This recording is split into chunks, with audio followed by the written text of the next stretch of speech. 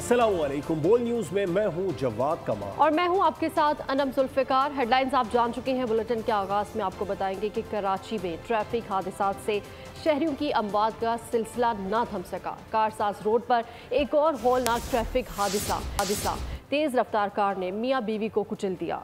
दोनों मौके पर ही दम तोड़ गए। शहरियों ने कार को घेरे में ले लिया। पुलिस ने मौके पर पहुंचकर ड्राइवर को हिरासत में लेकर थाने मुंतकिल कर दिया। गाड़ियां भी टैंकर और डंपर बन गई। शहरियों के लिए सड़कें महफूज और ना ही फुटपाथ। मोटरसाइकिलों के बाद पैदल चलने वाले भी गाड़ियों के निशाने पर। कराची के इलाके कारसाज में सड़क के किनारे इफ्तार करने वाले मियाँ बीवी को लापरवाह तेज रफ्तार कार सवार ने रौंद डाला। अयाज और अक्सा घर जाते हुए सड़क पर इफ्तार के लिए रुके थे। हादसे के बाद शहरियों ने कार सवार को पकड़ लिया। तहम पुलिस ने मौके पर पहुंचकर ड्राइवर को हिरासत में ले लिया। लोगों ने पुलिस की गाड़ी का घेराव कर लिया। ड्राइवर को हवाले करने का मुतालबा किया। पुलिस ने ड्राइवर को थाने मुंतकिल कर दिया।